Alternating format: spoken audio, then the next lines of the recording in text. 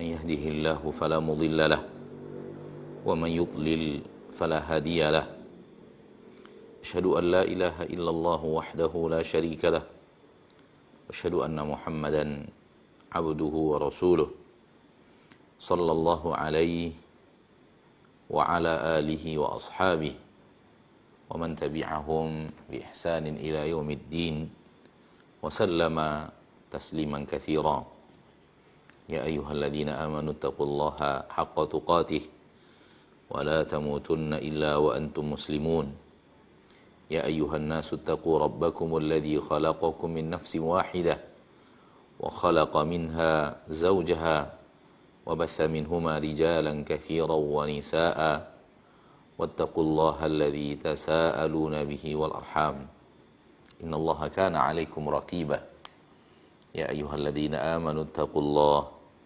وقولوا قولا سديدا يصلح لكم أعمالكم ويغفر لكم ذنوبكم ومن يطع الله ورسوله فقد فاز فوزا عظيما أما بعد فإن أصدق الحديث كتاب الله وخير الهدي هدي محمد صلى الله عليه وسلم وشر الأمور محدثاتها فإن كل محدثة بدعة وكل بدعة ضلالة وكل ضلالة في النار. معاشر المسلمين معاشر المسلمات إخواني وأخواتي في الدين rahimani wa rahimakumullah.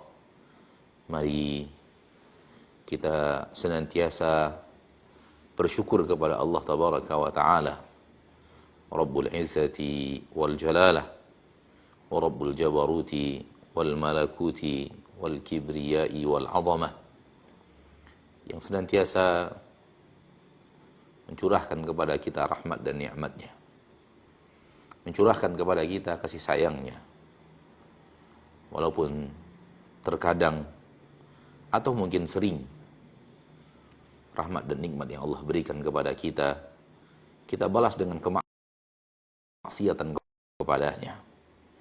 Kasih sayang ini curahkan kepada kita, kita balas dengan kedurhakaan dan ketidakpatuhan kepadanya. Rahmat yang ia berikan kepada kita, nikmat yang ia berikan kepada kita, justru kita gunakan untuk berbuat maksiat kepadanya.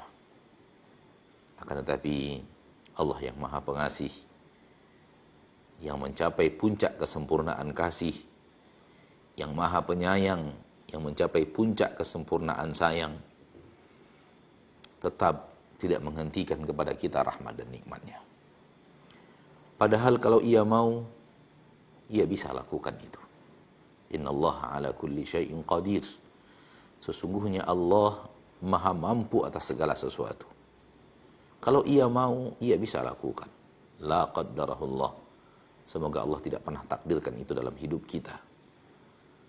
Kalau ia ingin hentikan rahmat dan nikmatnya dari kita, ia bisa. Karena tidak ada yang ia tidak bisa.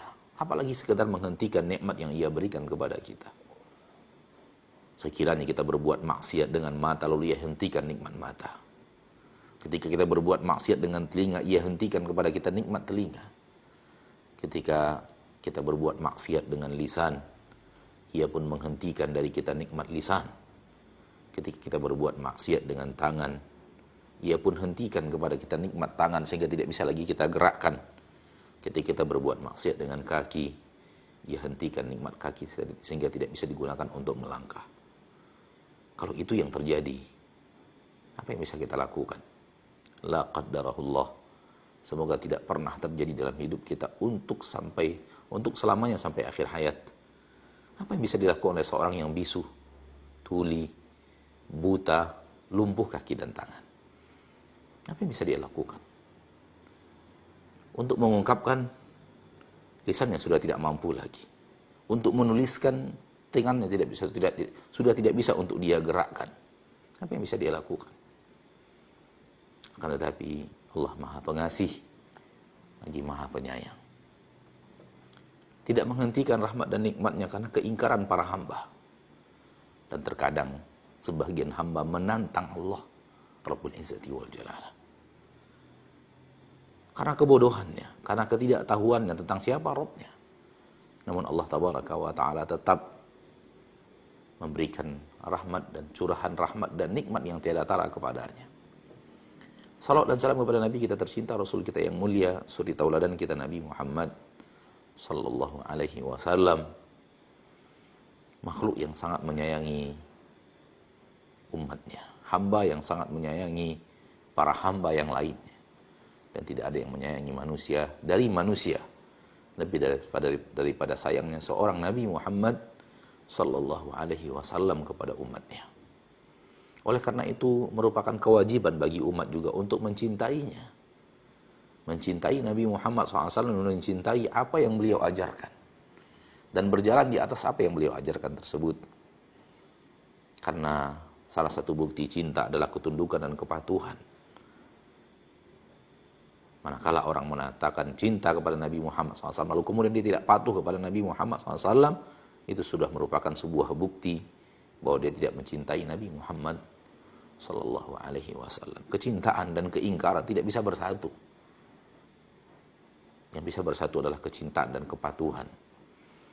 Ta'sil ilaha wa taz'umu hubbahu inna hadha fil qiyasi badi'u law kana hubbuka sadiqan la ata'tahu innal muhibba liman yuhibbu muti'u. Engkau menyatakan cintamu kepada Allah, kemudian engkau berbuat maksiat kepadanya. Ini adalah sesuatu yang tidak mungkin bisa dikiaskan. Seandainya kecintaanmu kepada Allah benar-benar cinta yang sebenarnya, pasti engkau akan taat kepadanya. Karena sesungguhnya seorang yang mencintai akan taat kepada orang yang ia cintai.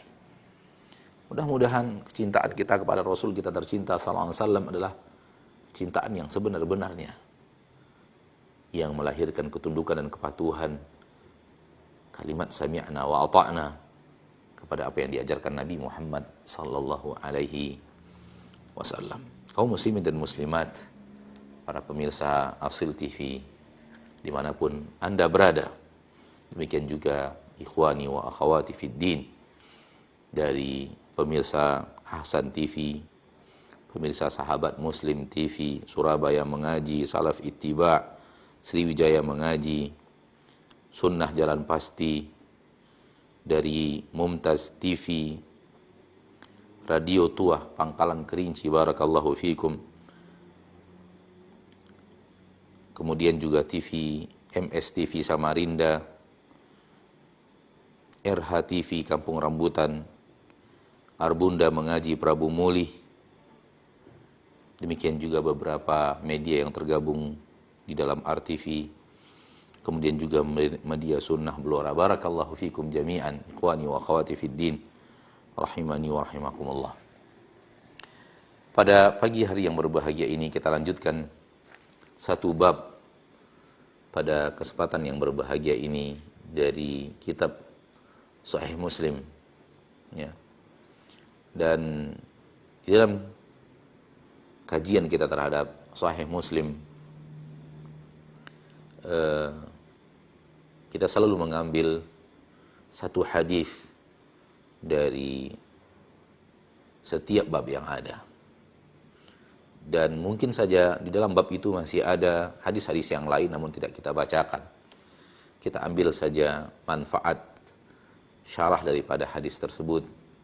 Namun dalam setiap bab kita hanya ambil hadis yang pertamanya saja. Mungkin hal ini perlu kita sampaikan kepada kaum muslimin dan kaum muslimat yang mungkin saja baru bergabung bersama kita di dalam siaran live ini dari studio, dan yang seperti ini sudah berjalan sekian lama.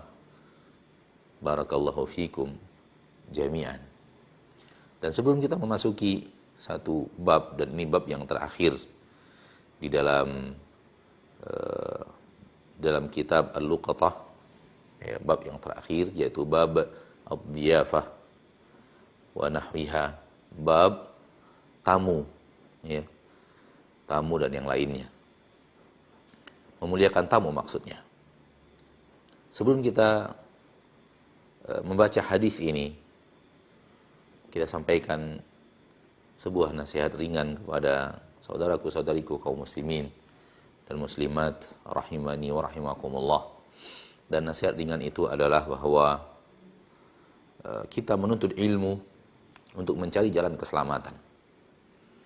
Agar kemudian setelah mendapatkan jalan keselamatan itu, kita pun berjalan di atas jalan itu dengan tujuan selamat dunia, apatah lagi selamat akhirat. Dan keselamatan akhirat itu yang jauh lebih utama dan itu yang jauh lebih penting. Sebelum kita mempelajari hadis, ketika kita mempelajari hadis dan setelah kita mempelajari hadis, yang terpenting yang harus kita hadirkan selalu di dalam diri kita adalah orang yang ingin mempelajari mana jalan keselamatan untuk menyelamatkan diri kita sendiri. Kita ingin mencari jalan keselamatan di dunia, mencari jalan keselamatan di akhirat. Dan jalan keselamatan dunia dan akhirat itu hanya satu jalan. Apa yang menjadi jalan keselamatan di akhirat, dialah jalan keselamatan di dunia. Dan apa yang menjadi jalan keselamatan di dunia, dia jalan keselamatan di akhirat. Wal aksu bil aks. Apa yang menjadi jalan yang tidak selamat di akhirat, itulah dia jalan yang tidak selamat di dunia. Dan apa yang menjadi jalan tidak selamat di dunia, itulah dia jalan ketidakselamatan di akhirat. Karena hikmah Allah tabaraka wa ta'ala satu. Dan Allah tabaraka wa ta'ala yang kita ibadati di dunia, dialah Allah tabaraka wa ta'ala yang nanti di akhirat. Oleh karena itu, hal ini harus selalu kita hadirkan di dalam diri kita, bahwa kita adalah seorang yang ingin mencari jalan keselamatan. Kenapa kita sampaikan ini? Karena di sana sini kita melihat sebahagian kaum muslimin dan sebahagian kaum muslimat yang rajin menimba ilmu. Akan tetapi ketika dilihat dari pengamalan, sudah sangat jauh daripada pengamalan ilmu yang dia pelajari. Sepertinya ketika dia menimba ilmu sudah 5 tahun, 6 tahun, 7 tahun, 8 tahun, 10 tahun. Akan tetapi ketika dilihat dari pengamalannya, lisannya yang selalu menyakiti orang lain, akhlaknya yang belum juga menjadi akhlak yang mulia, emosinya yang tidak pernah turun dari awal dia mengenal ilmu agama, sebelum dia mengenal ilmu agama sampai sekarang setelah 10 tahun dia duduk di majelis ilmu, emosinya masih seperti itu dan tidak berkurang, bahkan semakin meningkat. Hal ini barakallahu fikum menunjukkan, saudaraku saudariku kaum muslimin dan muslimat rahimani wa rahimakumullah, bahwa orang ini tidak berjalan di atas jalan yang dia pelajari. Kalau dia sudah 10 tahun mengaji, 5 tahun mengaji, 7 tahun mengaji, harusnya dia tahu bahwa nabinya adalah orang yang sangat sabar. Dan dia disuruh untuk meniru dan mencontoh nabi itu. Bagaimana, kenapa dia tidak bersabar?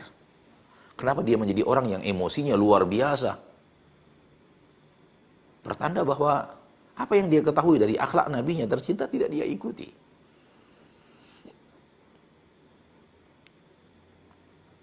Dan ketika dia menjadi orang yang bengis di rumah kepada istrinya, kepada anak-anaknya, padahal dia tahu nabinya tercinta Muhammad sallallahu alaihi wasallam tidak seperti itu.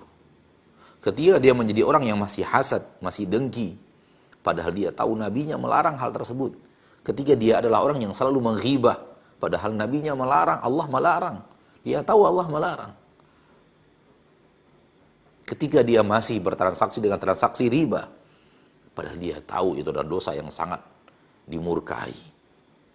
Hal-hal yang seperti ini menunjukkan bahwa sepertinya dia tidak mengerti bahwa dia adalah orang yang sedang mencari jalan keselamatan. Lalu untuk apa dia mencari jalan keselamatan itu kalau bukan untuk berjalan di atas jalan itu? Ilmu ketika dicari bukan hanya sekedar untuk ilmu. Akan tetapi ilmu itu dicari untuk mengantarkan kita kepada sesuatu. Ilmu itu hanya sarana. Yang akan mengantarkan kita kepada sesuatu yang benar. Yang akan mengantarkan kita kepada sesuatu yang benar. Oleh karena itu, jangan jadikan ilmu adalah orientasi akhir. Sangat salah. Jadikan ilmu itu hanya sarana. Yang kita tuju sebenarnya bukan ilmu itu. Tetapi ada sesuatu di balik ilmu yang akan kita tuju. Dan sesuatu yang di balik ilmu itu adalah amal. Kita ingin selamat dengan mengamalkannya. Apa gunanya orang yang mengerti sifat sholat Nabi, lalu dia tidak sholat seperti itu? Apa gunanya orang yang mengerti hukum halal dan haram, kemudian tidak berjalan di atas hukum halal dan haram itu? Ilmunya tidak akan bermanfaat. Apa gunanya orang yang mengerti ilmu tentang Al-Quran, lalu dia tidak beriman dengan Al-Quran? Sebagian orang orientalis hafal Al-Quran. Apa gunanya untuk dia hafalan Al-Quran itu? Kalau dia tidak beriman dengan Al-Quran. Maka saudaraku, saudariku, kaum muslimin wal muslimat rahimani wa rahimakumullah, sadarlah bahwa kita adalah orang yang ingin mencari keselamatan. Keselamatan di dunia, keselamatan di alam barzakh, keselamatan di akhirat. Dan jalan keselamatan itu adalah ilmu yang kita amalkan. Ilmu yang telah kita pelajari dari Nabi kita tercinta sallallahu alaihi wasallam kita amalkan. Jangan hanya pelajari dari Nabi bagaimana tata cara salat, lalu kemudian kita tidak menuri. Jangan hanya meniru dari Nabi tata cara salat saja, lalu kemudian kita tidak meniru akhlak beliau. Jangan hanya meniru dari Nabi tata cara puasa saja, lalu kita tidak meniru bagaimana kesabaran beliau, bagaimana kedermawanan beliau, bagaimana beliau benar-benar orang yang menjaga supaya tidak ada kezaliman yang beliau lakukan kepada saudaranya, bagaimana beliau peduli kepada kaum muslimin, kepada para sahabatnya. Hal yang seperti ini hendaknya kita perhatikan, ikhwani wa akhwati fiddin rahimani wa rahimakumullah. Semoga nasihat singkat, dan kita sedang berada di hari-hari terbaik daripada hari-hari Ramadan, karena 10 yang terakhirnya lebih afdal daripada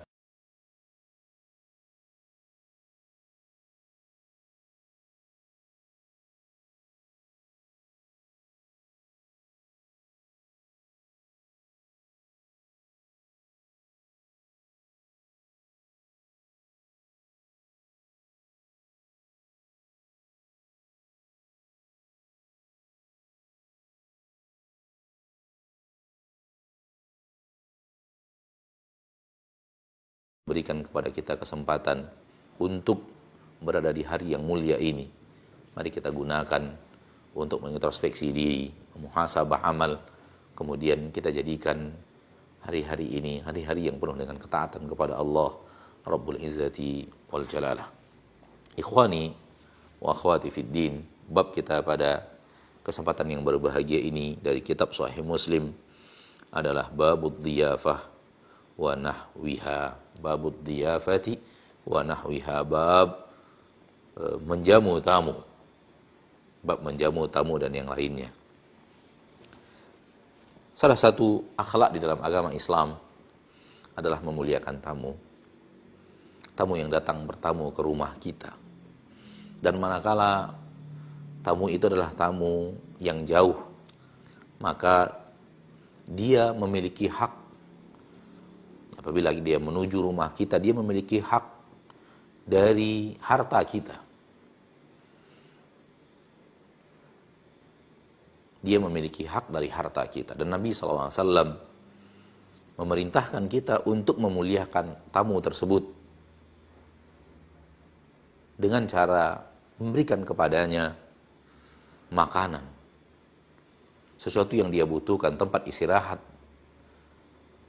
di rumah kita, makanan dari makanan yang kita makan. Dan untuk 1 hari dan 1 malam pertama disunahkan kita memuliakan dengan cara melebihkan dari kebiasaan makan kita.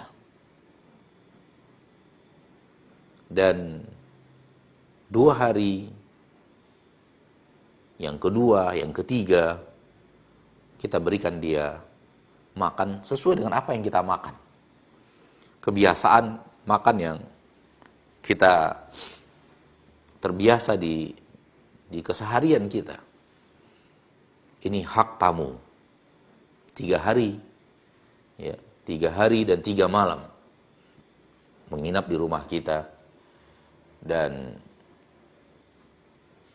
berhak untuk dia mendapatkan, ya, dia berhak untuk mendapatkan makanan dari kita selama 3 hari 3 malam. Adapun setelahnya, maka kalau kita ingin terus menjamunya, maka tidaklah keharusan. Namun itu adalah bahagian daripada sedekah. Kaum muslimin dan kaum muslimat rahimani wa rahimakumullah, sangat ditekankan oleh Nabi sallallahu alaihi wasallam manakala kita kedatangan tamu untuk memuliakan tamu itu.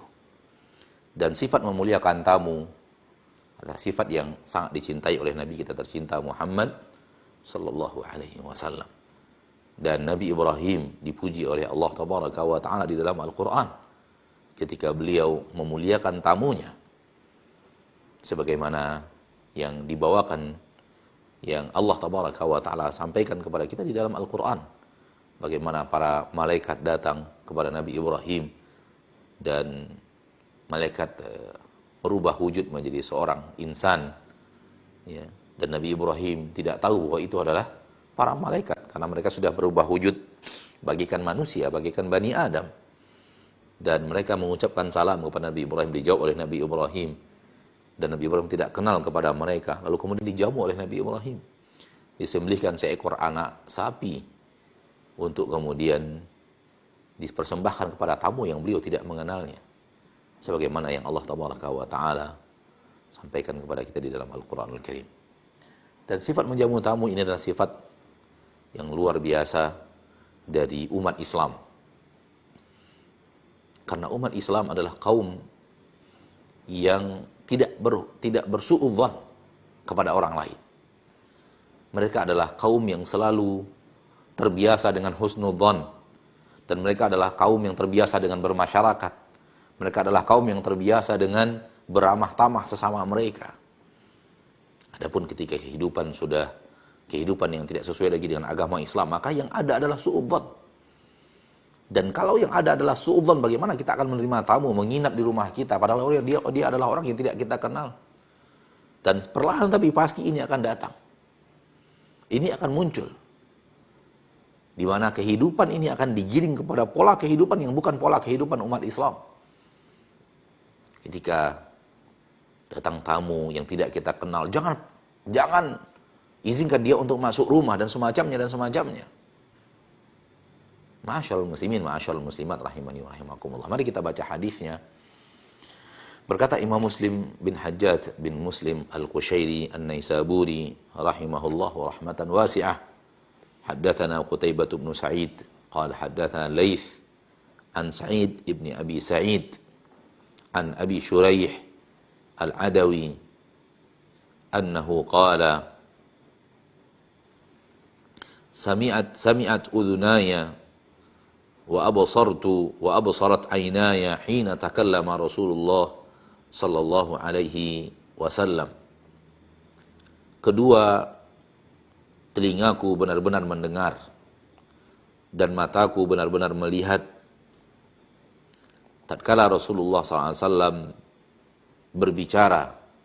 Faqal, maka Rasulullah sallallahu alaihi wasallam berkata, man kana yu'minu billahi wal yaumil akhir falyukrim dhaifahu jaizatah. Barang siapa yang beriman kepada Allah dan hari akhir, maka hendaklah dia muliakan tamunya. Dia muliakan tamunya dengan penghargaan yang dia berikan kepada tamu itu. Qalu wa ma jaizatuh. Para sahabat bertanya, apa itu penghargaan yang dia berikan kepada tamu tersebut? Ya Rasulullah, qal yaumuhu wa lailatuhu wa dhiyafatu 3 ayyam. Yaitu 1 hari dan 1 malam, dan hak bertamu selama 3 hari. Fama kana wara'a dzalika fahuwa shadaqatun alaih. Adapun apabila sudah lebih daripada 3 hari, maka itu adalah sedekah dia untuk tamu tersebut. Wa qala, dan Nabi SAW juga bersabda, man kana yu'minu billahi wal yaumil akhir falyakul khairan aw liyasmut. Barang siapa yang beriman kepada Allah dan hari akhir, hendaklah dia mengucapkan kata-kata yang baik atau hendaklah dia diam. Hadis ini sebagaimana yang kita lihat dari Abu Shuraih Al-Adawi radhiyallahu anhu wa ardhahu.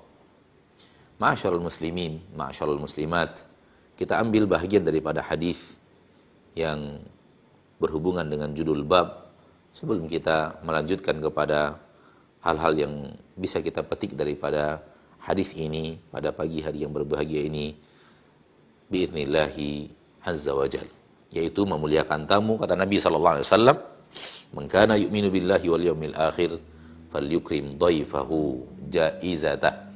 Hendaklah dia muliakan tamunya pada saat dia menghargai tamunya itu. Dan Nabi mengatakan jaizatuhu ketika ditanya yaumuhu wa lailatuh, harinya dan malamnya. Satu hari malam yang pertama, satu hari yang pertama dan malam yang pertama, ini adalah sesuatu yang harus kita spesialkan. Dan ini yang disebut dengan jaizah yang dikatakan oleh Nabi kita tercinta Muhammad SAW, dan Imam An-Nawawi mensyarahnya di dalam hadis ini bahwa maksud jaizah itu bahwa dispesialkan. Hari pertamanya dan malam yang pertamanya dispesialkan, makanan dilebihkan, makanan yang disengajakan untuk dimasak untuk tamu tersebut, bahkan lebih daripada kebiasaan yang biasa kita makan di rumah kita, kita spesialkan dengan kita belikan makanan-makanan yang lebih baik daripada sebelumnya, daripada kebiasaan di rumah kita. Adapun hari yang kedua dan hari yang ketiga, maka boleh kita melayaninya sesuai dengan kebiasaan yang ada di rumah kita. Apa yang biasa kita makan di rumah kita, tidak kita spesialkan. Kalau ataupun kita spesialkan, maka ini adalah kemuliaan lagi. Kemuliaan di atas kemuliaan. Akan tetapi hari yang pertama dan hari yang kedua, itu dispesialkan. Dan tamu punya hak atas kita, dan kita punya kewajiban untuk melayaninya selama 3 hari. Kewajiban di sini, sebagian ulama mengatakan wajib yang maknanya adalah kalau tidak dikerjakan kita berdosa. Akan tetapi pendapat yang paling rajih, kewajiban maksudnya di sini adalah penekanan yang sangat hebat dari Nabi kita tercinta sallallahu alaihi wasallam, dan bukan wajib maknanya kalau kita tidak kerjakan maka kita berdosa. Dan ini yang lebih kuat insyaallah taala, bukan wajib dalam arti dan dalam makna bahwa kalau tidak kita kerjakan maka kita berdosa.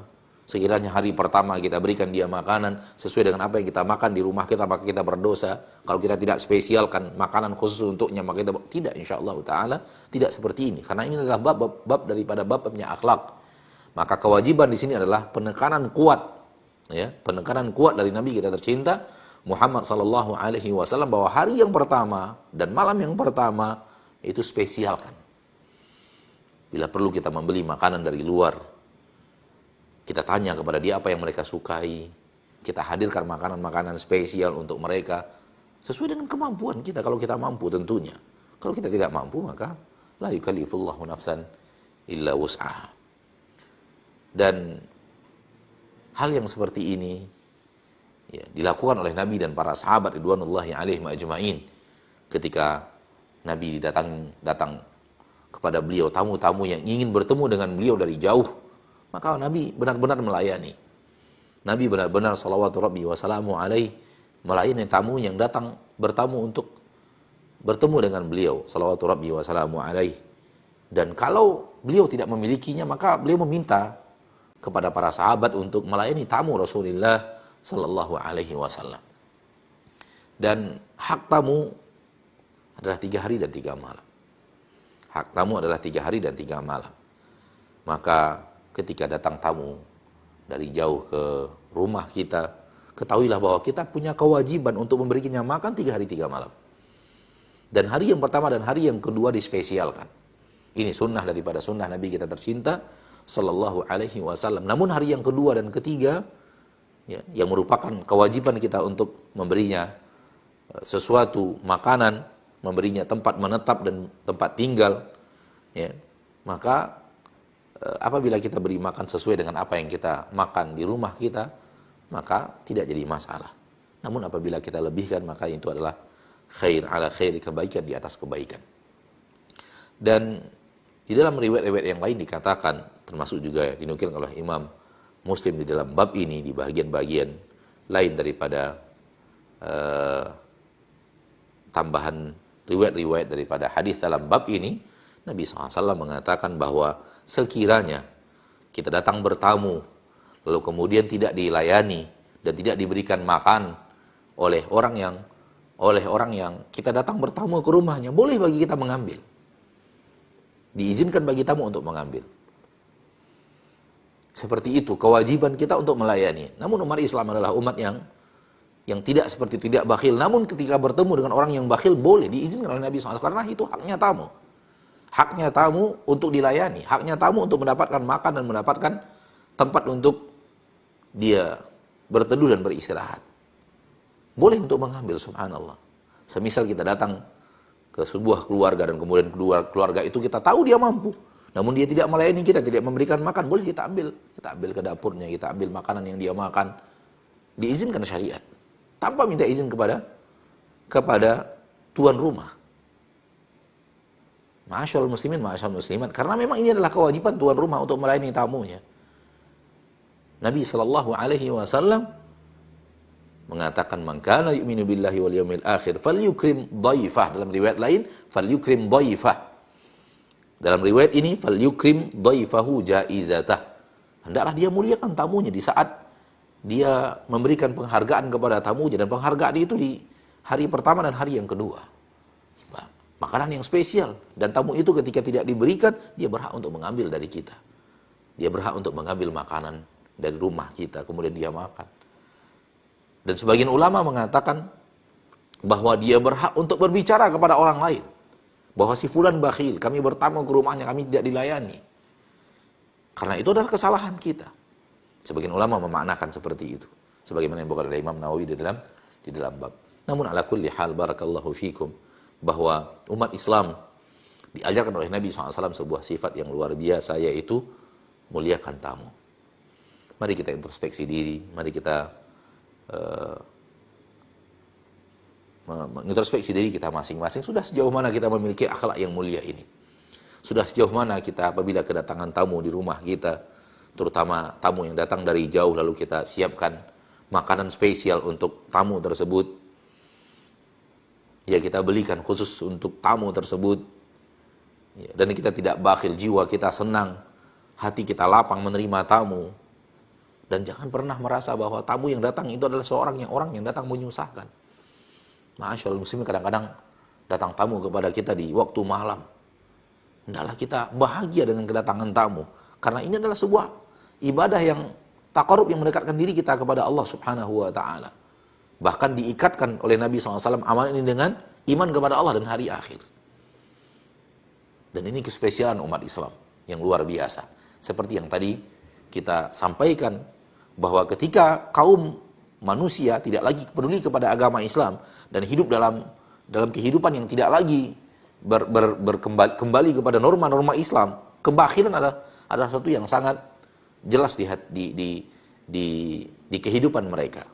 Ana memiliki seorang sahabat yang pernah hidup di orang Maroko, tapi pernah hidup di negeri-negeri Belanda, di negeri-negeri lainnya daripada orang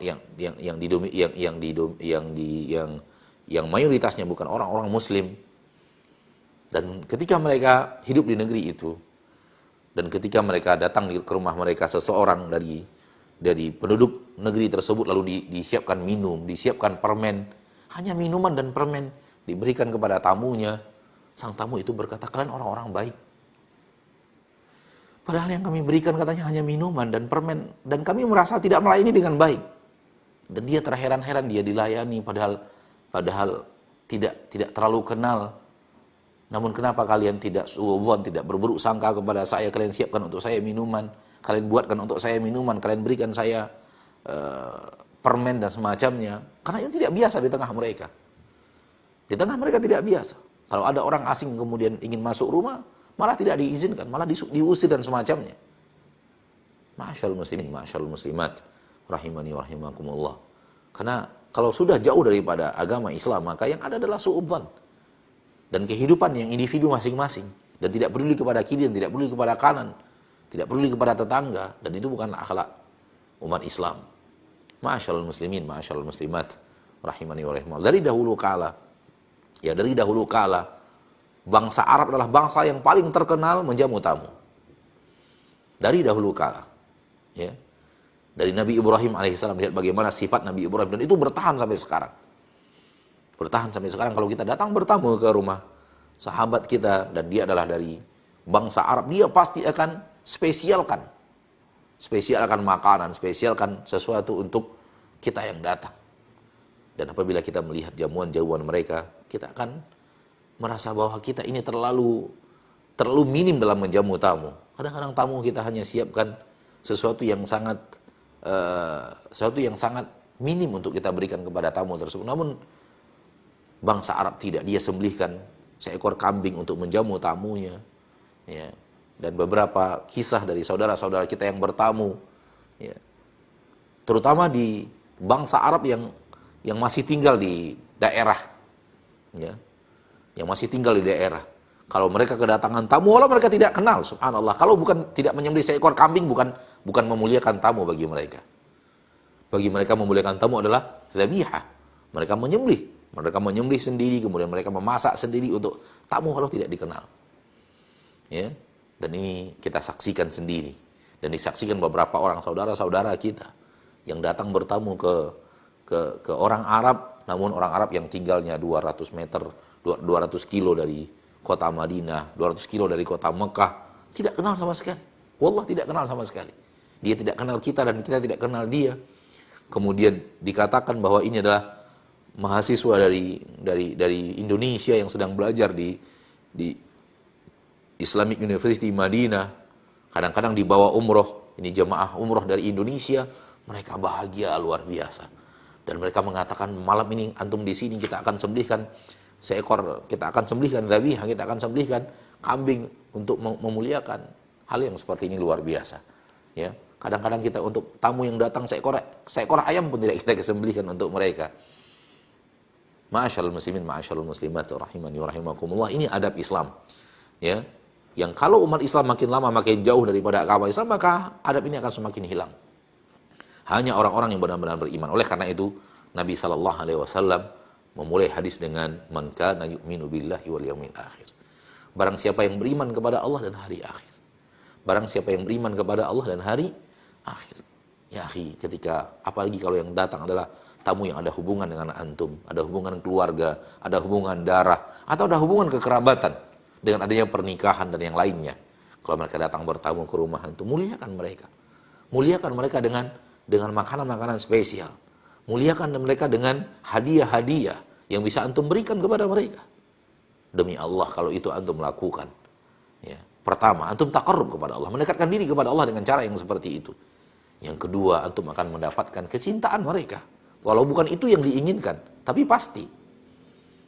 Karena tidak mungkin orang yang terlihat kedermawanan tidak dicintai oleh orang lain. Ma'asyarul muslimin, ma'asyarul muslimat, rahimani wa rahimakumullah. Apabila datang bertamu ke rumah kita, ketahuilah kita punya kewajiban 3 hari 3 malam. Punya kewajiban untuk melayani mereka, memberikan mereka makan 3 hari 3 malam. Yang setelahnya tergantung. Apabila kita, ya, tidak bisa karena keterbatasan yang ada pada kita, boleh kita katakan kepada tamu tersebut tanpa mengurangi rasa hormat, tinggalkan. Boleh. Dengan kalimat-kalimat yang tidak membuat dia tersinggung. Boleh untuk kita mengatakan karena tidak lagi kewajiban kita. Ya, dan tamu juga harus mengerti. Tamu juga harus mengerti bahwa kalau seandainya setelah 3 hari dia melihat bahwa tuan rumah akan keberatan dengan kedatangan dia, dengan keberadaan dia juga harus mengerti. Ya. Oleh karena itu dalam riwayat lain dikatakan jangan sampai membuat tuan rumah berdosa. Maksudnya adalah bahwa dia lanjutkan padahal dia tahu bahwa tuan rumah sedang dalam kondisi yang tidak mampu untuk melanjutkan, ya, pemulihan tamunya yang lebih daripada 3 hari. Itu juga tidak boleh. Tamu juga harus memahami kondisi daripada orang yang mereka bertamu ke rumah tersebut. Sekiranya dia melihat bahwa tamu bahagia, tamu ingin tuan rumah bahagia, tuan rumah ingin mereka lebih lama lagi, maka silahkan. Namun kalau tidak, tamu harus tahu diri bahwa dia hanya punya hak hanya 3 hari dan 3 malam. Ma'asyiral muslimin, ma'asyiral muslimat, ini sesuatu yang berhubungan dengan bab, ya, wallahu taala ala wa alam. Adapun tambahan berikutnya bahwa ketika Nabi SAW mengikatkan sebuah amal dengan iman kepada Allah dan hari akhir. Iman kepada Allah dan hari akhir. Dan ini adalah batu berpijaknya sebuah ketaatan. Batu berpijaknya sebuah akhlak. Iman kepada Allah dan iman kepada hari akhir. Yaitu, sesuatu yang kita lakukan, sesuatu yang kita kerjakan, ya, berpijaknya kepada iman kepada Allah. Kalau bukan iman kepada Allah, tidak ada apapun akhlak yang ada di permukaan bumi ini. Kalau bukan iman kita kepada Allah Tabaraka wa Ta'ala, yang ada adalah kehancuran, yang ada adalah saling curiga, yang ada adalah tidak akan saling menghormati, yang ada adalah saling kepentingan saja. Saling kepentingan. Dan inilah pola hidup orang kufar. Kalau saya butuhkan, dan Anda membutuhkan saya, dan saya membutuhkan Anda, akan ada komunikasi antara kita. Kalau tidak adalah tidak. Dan ketika mereka memuliakan dengan cara memberikan makan, bukan keinginan mereka untuk mendekatkan diri kepada Allah, dan bukan keinginan mereka untuk mendapatkan kemuliaan di hari akhir, tapi kepentingan. Dan hal ini yang terjadi dalam kehidupan orang-orang kufar. Jangan kira ketika mereka berbuat baik, maksudnya adalah berbuat baik. Akan tetapi mereka ada maksud dan tujuan di balik semua itu. Kalaulah bukan maksud dan tujuan itu, mereka tidak akan melakukan. Berbeda dengan umat Islam yang ketika mereka berbuat baik, tujuannya adalah mendekatkan diri mereka kepada Allah dan mendapatkan kemuliaan pada hari akhir. Ya, dan dua keimanan ini, iman kepada Allah dan iman kepada hari akhir, adalah fondasi yang sangat kuat untuk mendidik akhlak seseorang, untuk membuat seseorang benar-benar peduli kepada kesempurnaan akhlaknya. Dan orang yang benar-benar memuliakan tamunya, ya, tidak akan benar-benar memuliakan tamunya kecuali ingin bertaqarrub kepada Allah, kecuali ingin mendapatkan kemuliaan di akhirat. Wallahu taala alam. Kemudian juga di hadis di bawahnya, man kana yu'minu billahi wal yawmil akhir falyaqul khairan aw liyasmut. Barang siapa yang beriman kepada Allah dan hari akhir, hendaklah dia mengucapkan ucapan yang baik atau diam. Ini masalah lisan, ya. Ini masalah lisan. Dinukilkan di riwayat ini karena juga berasal dari sahabat yang sama, dan dalam riwayat lain ini dinukilkan dari hadis Abu Hurairah radhiyallahu taala anhu wa ardhahu. Ma'asyiral muslimin, ma'asyiral muslimat, menjaga lisan adalah dengan cara berusaha agar jangan yang keluar dari lisan kecuali yang baik-baik saja. Kecuali yang baik-baik saja. Kalau tidak baik, lebih baik diam. Sehingga hadis ini menyuruh kita untuk memikirkan dulu apa yang akan kita ucapkan. Tidak asal keluar. Hal yang paling sering terjadi pada zaman kita sekarang adalah ketika kita berbicara, kita tidak analisa dulu. Apakah ini perkataan baik, Allah ridhoi, Allah cintai atau tidak. Main keluar saja. Akhirnya tidak terkontrol. Akhirnya banyak mendatangkan dosa dan maksiat. Ya. Sehingga Nabi SAW mengatakan banyak orang yang terjungkal ke neraka disebabkan ulah daripada lisannya. Ma'asyiral muslimin, ma'asyiral muslimat, ini dia yang bisa kita bahas pada kesempatan yang berbahagia ini. Dan dengannya kita telah mengakhiri Kitabul Luqatah. Dan insyaallah pada pertemuan kita ba'da Ramadan biiznillahi azza wa jal adalah Kitabul Maghazi. Insyaallah ta'ala hanya ada 2 bab, dan setelah itu akan masuk kepada Kitabul Jihad Wasiyar insyaallah ta'ala. Ikhwani wa akhwati fid din, mudah-mudahan apa yang bisa kita bahas pada kesempatan yang berbahagia ini bermanfaat, dan semoga Allah memberikan kita akhlak yang semakin baik, akhlak yang semakin mulia, dan akhlak yang semakin sempurna, dan kita berusaha menyempurnakan diri walau tidak akan pernah sempurna sebagaimana kesempurnaan yang ada pada orang-orang yang luar biasa sampai kepada Nabi Muhammad sallallahu alaihi wasallam. Namun ketahuilah bahwa kita dituntut untuk lebih baik dan lebih baik. dan mudah-mudahan kita diwafatkan oleh Allah dengan kondisi iman dan akhlak yang terbaik. Amin ya rabbal alamin. Waktu yang tersisa kita gunakan untuk menjawab pertanyaan-pertanyaan dari para pemirsa. Barakallahu fikum ajma'in.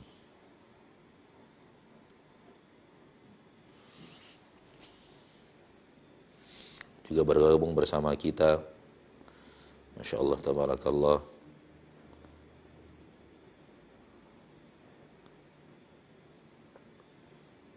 Rifqan TV dari Banjarmasin, dan juga Peta Mengaji dari Nusa Tenggara Timur. Barakallahu fikum para pemirsa dan ikhwan wa akhwati fiddin rahimani wa rahimakumullah.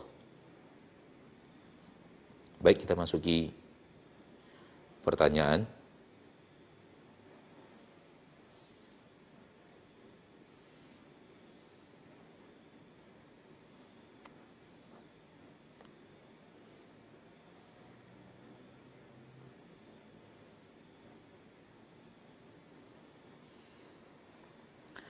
Pertanyaan pertama, bismillah Pak Ustadz, saya Melani dari Bandung. Rumah saya di komplek keluarga. Beberapa orang dari kami senang sekali beribadah dan beramal, dan senang juga bertanya pada orang pintar, dalam kurung dukun. Saya takut ditempatkan di tempat yang penuh kemunafikan dan kesyirikan. Apakah benar kalau kita tinggal setempat dan dari kami ada yang kesyirikan, kemungkaran, sedang kita tidak bisa mencegahnya karena takut kita juga terbawa dosanya? Dosa tidak akan ditanggung kecuali oleh pelaku dosa. Dosa tidak akan ditanggung kecuali oleh pelaku dosa. Ini adalah kaidah dalam agama kita, dan kaidah yang luar biasa, bahwa dosa tidak akan ditanggung kecuali oleh pelakunya. Manakala kita tidak melakukannya, maka kita tidak berdosa. Salah kalau ada orang yang berbuat dosa lalu kita terkena dosanya, kecuali kita membantu. Kecuali kita membantu, memudahkan dia untuk berbuat dosa, ada unsur bantuan dari kita untuk dia melakukan dosa tersebut, maka kita berdosa bukan dosanya itu, tapi dosa memudahkan, dosa saling bantu-membantu di atas dosa dan maksiat. Ta'awun 'alal ismi wal 'udwan, yang dilarang oleh Allah di dalam Al-Qur'an. Wa ta'awanu 'alal birri wat taqwa wa la ta'awanu 'alal ismi wal 'udwan. Tolong-menolonglah kalian di atas kebajikan dan ketakwaan, dan jangan tolong-menolong di atas dosa dan maksiat dan permusuhan. Sekarang kita bantu dia berbuat maksiat, maka kita terkena dosa. Dosa membantu orang berbuat maksiat. Namun apabila kita tidak pernah membantunya dan kita juga, maka dosa ditanggung orang masing-masing. Dan syaitan selalu bermain kata-kata. Ketika para dukun disebut orang pintar, bermain kata-kata, ini permainan syaitan. Orang pintar, sehingga manusia tertarik. Maka jangan pernah menyebut mereka orang pintar, karena ini permainan syaitan. Paranormal, permainan syaitan. Dia selalu menghiasi keburukan dengan kata-kata yang indah. Dan kalimat orang pintar, kata-kata yang indah. Orang pintar. Sebut saja dukun. Karena manusia ketika mendengar kalimat dukun, manusia, wah dukun ini. Tapi kalau menyebut orang pintar, kalimat itu akan semakin terhias indah jadinya. Ya. Kalau mereka orang pintar, lalu kita siapa? Orang goblok, orang bodoh. Tidak, jangan mau mengatakan mereka orang pintar. Sebut saja dukun. Ya. Orang pintar, kita orang pintar, yang tidak berbuat syirik, yang tidak bermuamalah dengan jin. Maka kalau ingin menyebut mereka, sebut orang tidak pintar. Para tidak normal. Karena kita yang paranormal, kita normal. Saya normal, Anda normal, saudara kita yang lain normal, maka kita paranormal, orang-orang normal.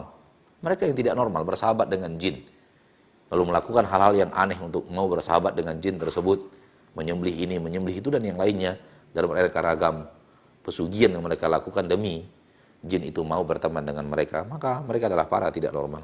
Barakallahu fikum.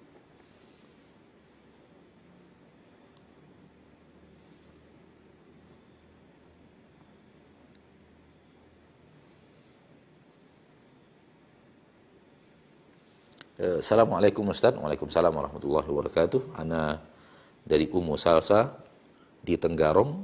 Ana mau tanya, ana baru saja hijrah, sebentar lagi mau Idul Fitri.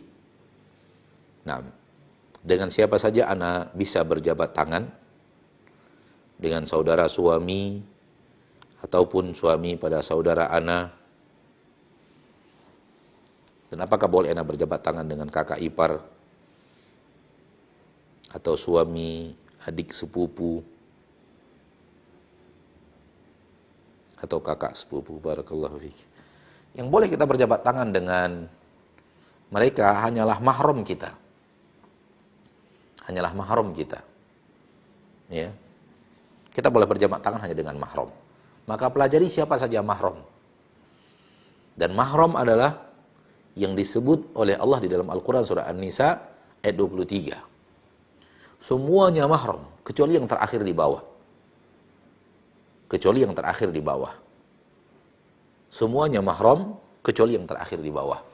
Yang terakhir di bawah bukanlah mahram. Banyak orang yang mengira itu adalah mahram, namun mereka bukanlah mahram. Ya, yaitu menyatukan dua orang wanita bersaudara. Larangan menyatukan bukan menunjukkan bahwa mereka adalah mahram. Ya, bukan menunjukkan bahwa mereka adalah mahram, yaitu kakak ipar, adik ipar bukanlah mahram. Yang tidak boleh adalah menyatukan dua saudari, dua orang yang bersaudara, dua orang wanita yang bersaudara. Tidak boleh disatukan dalam satu pernikahan. Apabila ingin menikahi yang satu, harus setelah pernikahan dengan yang pertama sudah selesai. Baik mungkin dia meninggal dunia, istri kita meninggal dunia, atau terjadi perceraian dan semacamnya. Namun menyatukan tidak boleh. Bukan berarti mereka adalah mahram. Ya, silakan merujuk kepada Al-Quran dan merujuk kepada ilmu tafsir. Siapa saja mahram-mahram yang ada dalam surat An-Nisa ayat 23. Dan kakak ipar tidak termasuk, adik sepupu tidak termasuk, apalagi suaminya atau istrinya, maka tidak termasuk. Adik sepupunya saja bukanlah mahram. Seluruh persepupuan tidaklah mahram. Ya, baik ayah kita dan ayahnya bersaudara, ayah kita dengan ibunya bersaudara, ibu kita dengan ibunya bersaudara, ibu kita dengan ayahnya bersaudara, semua mereka bukanlah mahram. Wallahu ta'ala a'la wa a'lam bishawab.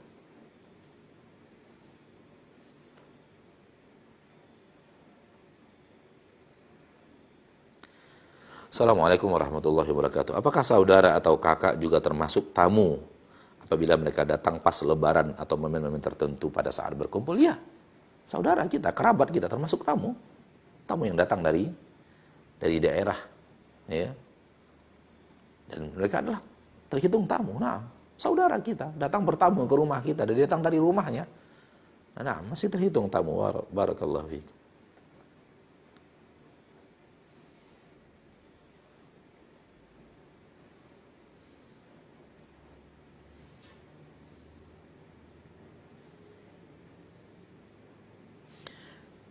Bismillah, Ustadz, ana hamba Allah dari Sumatera Utara. Barakallahu fiik.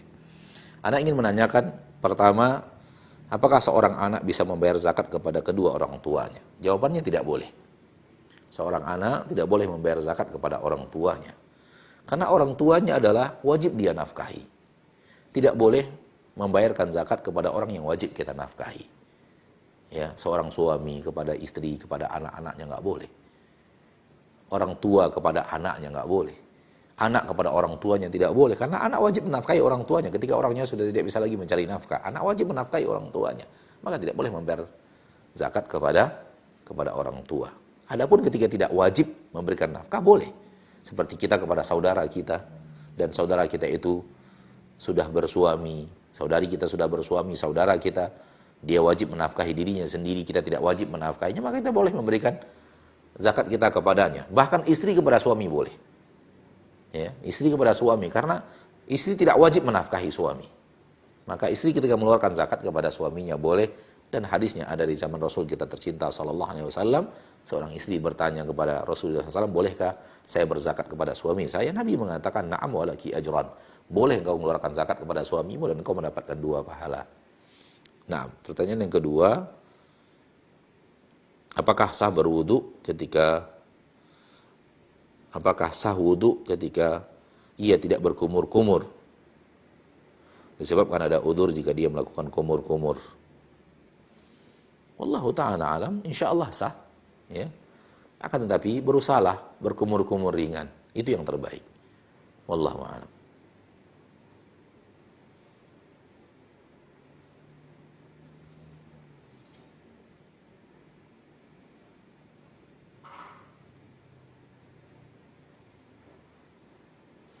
Assalamualaikum warahmatullahi wabarakatuh. Waalaikumsalam warahmatullahi wabarakatuh.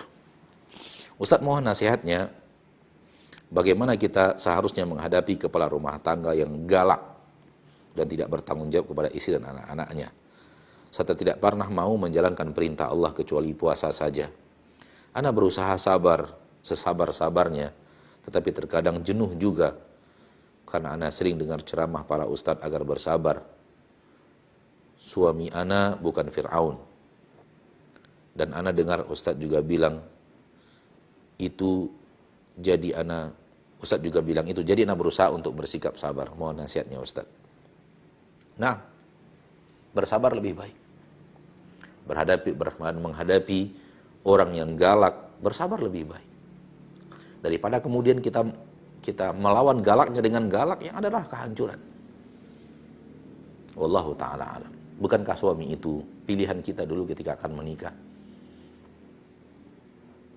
Kemungkinan besar adalah pilihan kita. Dan ketika pilihan kita sekarang kelihatan oleh kita kekurangannya, maka bersabar. Wallahu ta'ala alam. Apalagi ini adalah rumah tangga yang sudah ada anak-anak. Dan hendaklah bersabar untuk mengharapkan ridho Allah. Bersabar untuk mendekatkan diri kepada Allah. Bersabar untuk mendapatkan kebaikan di akhirat. Batu loncatan bersabarnya tidak sekedar ingin solusi rumah tangga.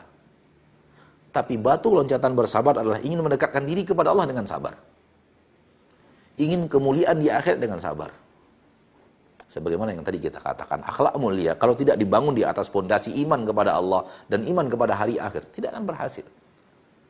Tidak akan membuat kita berakhlak mulia.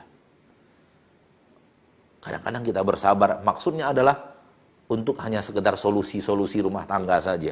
Dan bukan untuk mendekatkan diri kepada Allah. Bukan untuk mendekatkan diri kepada Allah subhanahu wa ta'ala. Nasihati terus. Siapa lagi orang lebih dekat kepada suami lebih daripada istri? Siapa lagi orang lebih sayang kepada suaminya lebih daripada istrinya? Dan lebih baik kita menasihati orang yang kita cintai, orang yang kita sayangi.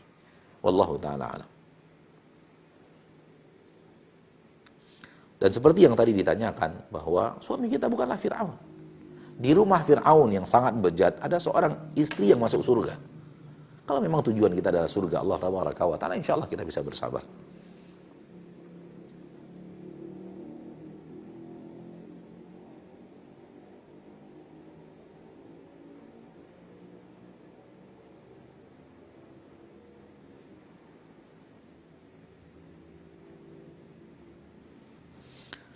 Assalamualaikum warahmatullahi wabarakatuh. Bagaimana dengan kondisi memuliakan tamu seperti yang Ustaz sampaikan? Yang Ustaz sampaikan tadi, yang berhak mengambil makanan tuan rumah bila tidak diberikan, dilayani dengan baik, dengan kultur di negeri ini. Di negeri kita bisa-bisa tamu dibilang maling atau semisalnya, karena pemahaman memuliakan tamu menyangkut dengan budaya negeri ini.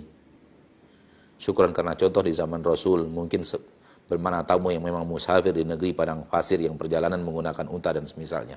Orang tidak akan bertamu ke rumah kita kecuali kemungkinan besar dia mengenal kita dan kita mengenalnya. Ini kemungkinan paling besar. Kemungkinan paling besar kita mengenalnya atau dia mengenal kita, atau ada kepentingan yang memang membuat dia harus bertemu dengan kita. Walaupun kita tidak mengenalnya. Tapi kemungkinan besar tamu yang datang adalah kita kenal dia dan dia kenal kita. Dan tidak akan mungkin yang seperti ini adalah orang maling. Wallahu ta'ala alam. Nah,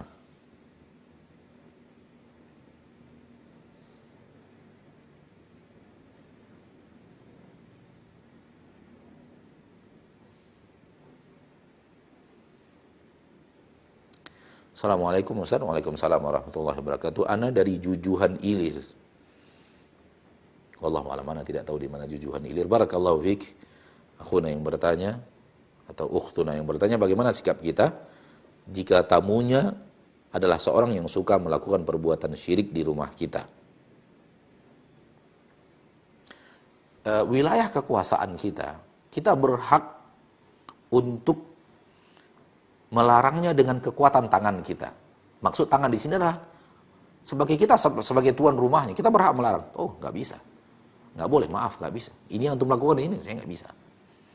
Mohon maaf, saya nggak bisa melakukan. Antum tidak boleh melakukan hal seperti ini di sini. Ini intinya. Tapi sampaikan dengan kalimat yang terbaik, sampaikan dengan kalimat yang indah, dengan akhlak yang mulia. Tapi intinya, antum tidak bisa mengerjakan ini di sini. Afwan, ini rumah ana tidak ingin hal-hal yang seperti ini dikerjakan di sini. Kalau itu maksudnya. Ya. Adapun kalau seandainya orang itu berbuat syirik di luar, kemudian dia datang ke rumah kita sebagai tamu, maka layani. Namun kalau dia ingin berbuat syirik di rumah kita, kalau ini yang ingin ditanyakan pada pertanyaan ini, maka kita harus melarang dengan bahwa kita tuan rumah dan kita yang punya rumah dan kita yang berhak menentukan apa yang boleh dilakukan, apa yang tidak boleh dilakukan. Wallahu ta'ala alam. Jangan mau di rumah kita dilakukan perbuatan itu. Karena ini wilayah kekuasaan kita. Kalau wilayah kekuasaan kita dan di wilayah kekuasaan kita, kita berhak untuk nahi mungkar dengan tangan. Nahi mungkar dengan tangan. Nahi mungkar di wilayah kekuasaan kita. Kita tuan rumahnya, berarti wilayah kekuasaan kita. Ketika terjadi maksiat di wilayah kekuasaan kita, kita berhak untuk merubahnya dengan hak kita sebagai bahwa ini rumah kita. Adapun kalau dia lakukan di rumahnya, bukan wilayah kekuasaan kita, maka tidak boleh kita merubahnya dengan tangan. Nah,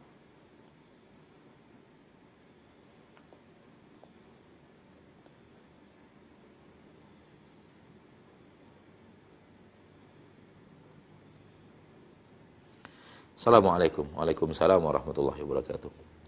Dari Asis Saputra di Sulawesi Selatan. Barakallahu fiik. Fakta yang saya lihat, banyak orang yang kalau orang kaya yang bertamu ke rumahnya sangat dimuliakan. Kalau si miskin yang bertamu tidak dilayani, bahkan dipandang enteng. Bagaimana pandangan Ustaz seperti ini? Inilah kenyataannya. Ketika manusia melihat manusia lainnya dengan harta, memandang manusia lainnya dengan pangkat dan jabatan. Di mana ketika yang datang adalah orang terpandang maka dimuliakan, ketika tidak maka tidak. Dan akhlak yang diajarkan oleh agama Allah Tabaraka wa Ta'ala seperti ini tidak baik dan keliru ketika si miskin yang datang kemudian tidak dilayani. Sementara orang kaya yang datang dilayani, harusnya diperlakukan sama-sama tamu. Wallahu ta'ala. Hanya saja ketika orang yang datang adalah pemimpin misalnya, lalu kita spesialkan karena dia pemimpin yang datang, tidak jadi masalah. Karena Nabi juga bersabda dalam hadis yang sahih, anzilun nasa manazilahum, perlakukan manusia sesuai dengan jenjangnya. Tentu kita melayani pemimpin yang datang ke rumah kita tidak sama dengan kita melayani yang bukan pemimpin, ya. Akan tetapi ketika yang datang adalah orang fakir dicuekin, maka ini tidak benar. Wallahu ta'ala alam. Nah, dan ini kebanyakan manusia pada zaman yang mereka mulai meninggalkan agama dan mereka terlalu kepada dunia, pasti akan dinilai manusia sesuai dengan hartanya, sesuai dengan jabatannya. Sementara Islam tidak pernah memandang manusia dari poin tersebut. Sebagaimana yang kita ketahui bahwa Nabi SAW ditegur oleh Allah di awal surat Abasa ketika Nabi SAW bermuka masam kepada Abdullah bin Umi Maktum ketika beliau sedang fokus kepada Walid bin Mughirah. Nah,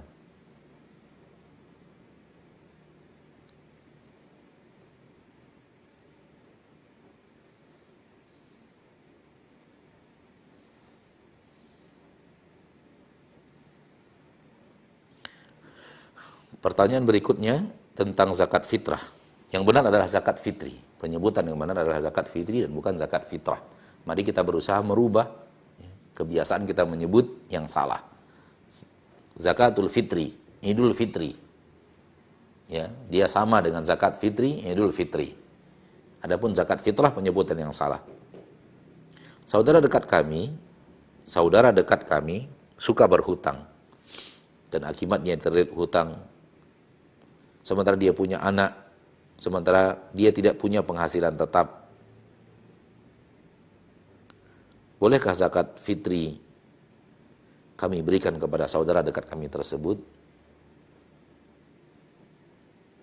Jawabannya boleh. Sudah kita katakan tadi, ketika ada yang bertanya tentang mengeluarkan zakat kepada orang tua, sudah kita jawab bahwa kepada saudara kita boleh. Karena saudara kita tidak kewajiban kita untuk menafkahinya. Allahu a'lam.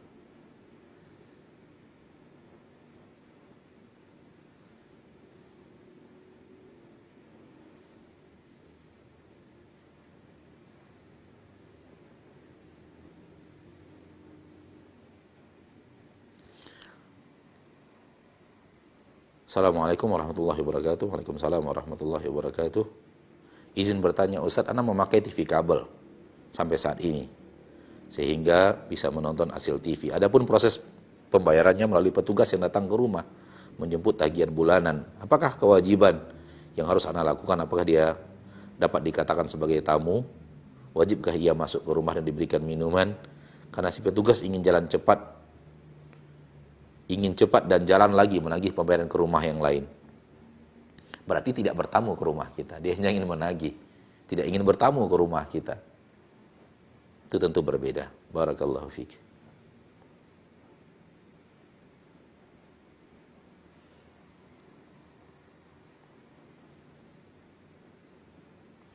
Bagaimana menasihati orang yang masih melakukan kesyirikan seperti mempercayai benda-benda keramat atau jimat? Ketika pertanyaannya bagaimana menasihati, sulit kita untuk mengatakan. Kenapa? Karena kemampuan manusia menasihati beraneka ragam. Dan tidak mungkin kita talkinkan cara menasihati. Maka nasihat Anda kepada yang bertanya, bekali diri antum dengan ilmu, kemudian berbicaralah kepada orang yang akan dinasihati, baik itu orang tua, baik itu tetangga, sahabat, kerabat, dengan akhlak yang mulia, tutur kata yang baik, dan pilih kalimat-kalimat yang terbaik yang bisa kita pilih untuk menasihatinya. Adapun bagaimana cara menasihatinya, maka manusia beraneka ragam dalam kemampuan menasihati. Dan berhadapan dengan mad'u juga tidak bisa satu cara. Berhadapan dengan orang lebih tua tidak sama dengan berhadapan dengan orang sebaya. Berhadapan dengan anak kecil tentu tidak sama dengan berhadapan dengan orang tua lebih muda daripada kita. Intinya adalah beraneka ragam cara menasihati. Yang penting adalah keluarkan nasihat dengan akhlak yang baik. Wallahu ta'ala a'lam.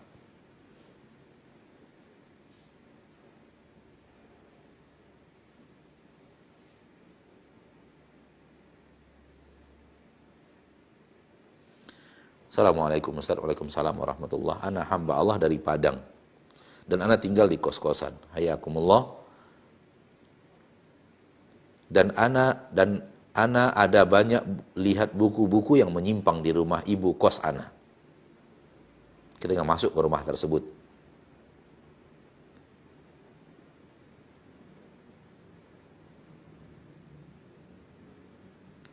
Apakah boleh anak ambil saja buku itu tanpa permisi Ustadz lalu musnahkan?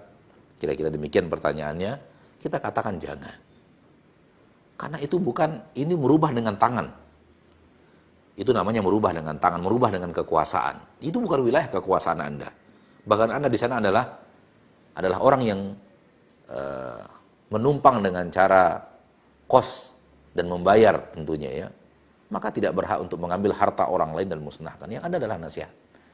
Kecuali itu di wilayah kekuasaan kita, ya, punya kita, di wilayah kekuasaan kita, di kamar kita misalnya, di kamar kita, lalu kemudian sahabat kita datang membawa bacaan yang tidak baik, maka itu kamar kita yang ngontrak, kita yang ngekos, kita yang membayar, lalu katakan mohon maaf buku ini bawa keluar, jangan dibawa masuk ke sini. Boleh kita mengatakan seperti itu, ya, dan kita nasihati. Adapun mau ngambil hak orang lain, punya harta orang lain tanpa sepengetahuannya lalu kita musnahkan, maka tidak boleh. Karena itu punya orang. Karena itu adalah punya orang. Kita tidak berhak untuk mengambilnya. Wallahu a'lam. Hanya yang ada adalah nasihat dengan lisan, kalau kita mampu untuk menasihati dengan lisan. Adapun mengambil harta milik orang lain, walaupun salah, maka tidak boleh. Wallahu a'lam.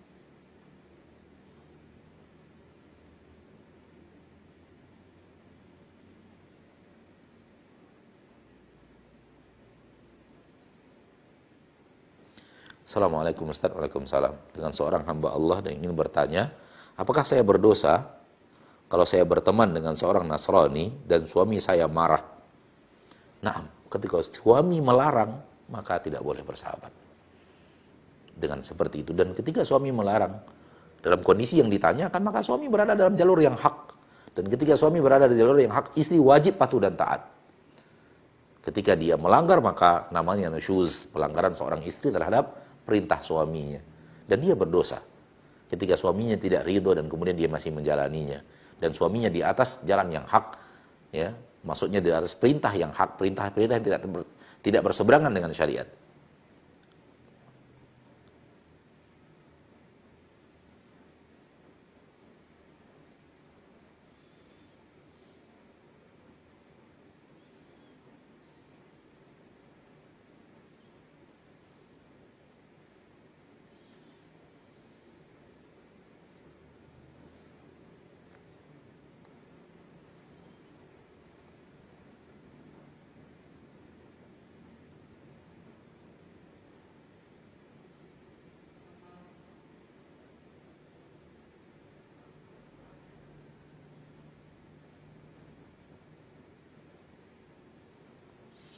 Berikutnya,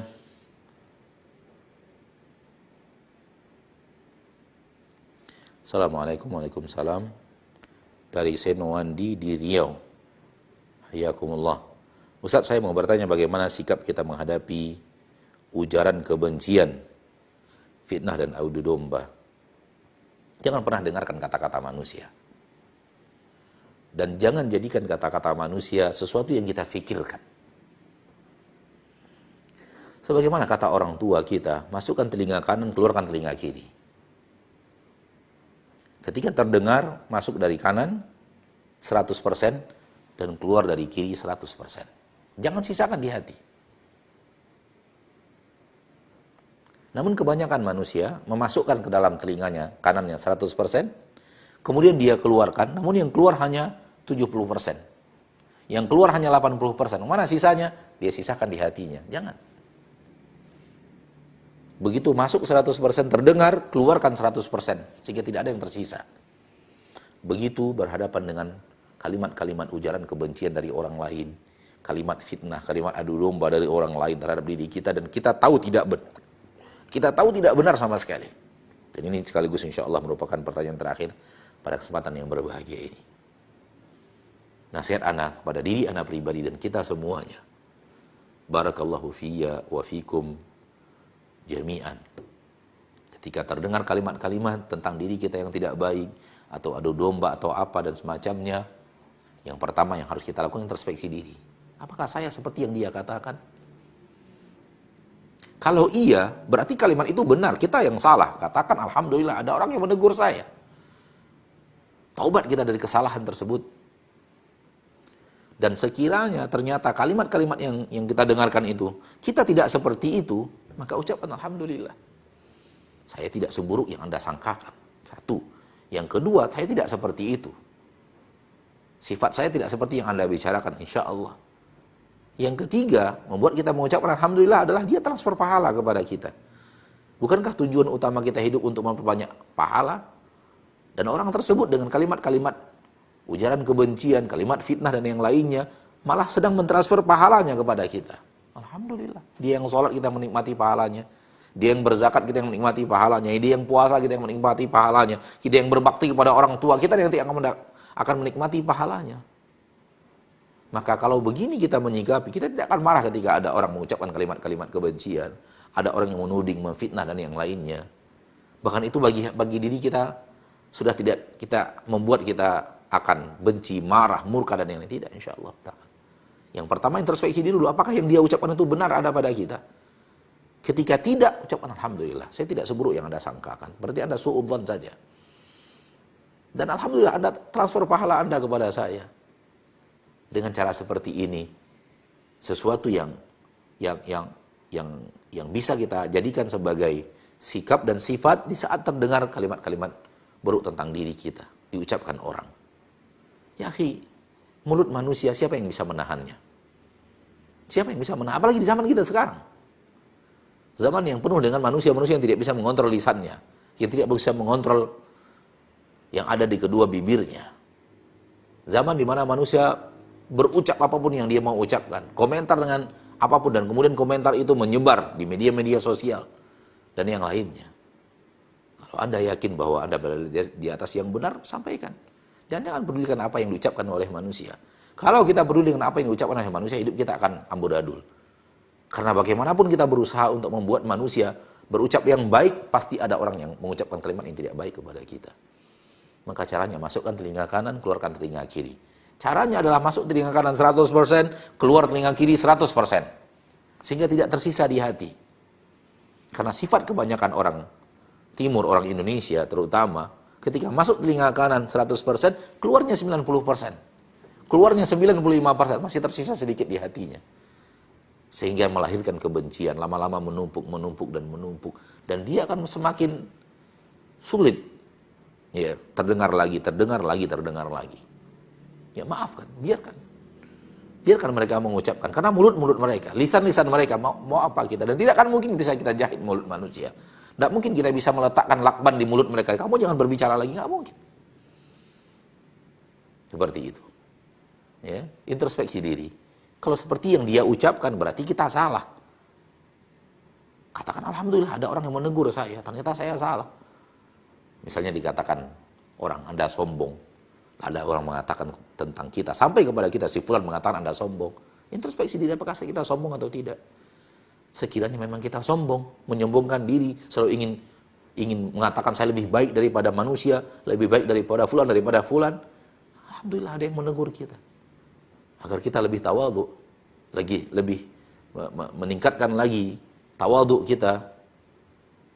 Namun sekiranya kita tidak sombong, namun itu hanya tudingan manusia, alhamdulillah saya tidak sombong seperti yang Anda ucapkan. Dan Anda transfer pahala kepada saya. Wallahu ta'ala alam. Ya, ini nasihat anak pada diri anak pribadi dan kaum muslimin dan kaum muslimat, para pemirsa dimanapun Anda berada pada kesempatan yang berbahagia ini. Mudah-mudahan Allah Ta'ala terima ibadah kita. Bertemu lagi insyaAllah ta'ala pada kajian-kajian Sahih Muslim bi'ithnillahi azza wa jalla ba'da Ramadan. Wa sallallahu wa sallam wa baraka wa an'am ala abdihi wa rasulihi Muhammad. Dan semoga Allah wafatkan kita di atas husnul khatimah. Semoga Allah maafkan dosa dan kesalahan kita. Semoga Ramadan ini tetap kita mendapatkan ibadah yang berlipat ganda, pengampunan dosa, dan itqun minan nar, dimerdekakan dari neraka Allah subhanahu wa ta'ala. Amin ya rabbal alamin. Subhanakallahumma wa bihamdik, asyhadu an la ilaha illa ant, astaghfiruka wa atubu ilaik. Wassalamualaikum warahmatullahi wabarakatuh.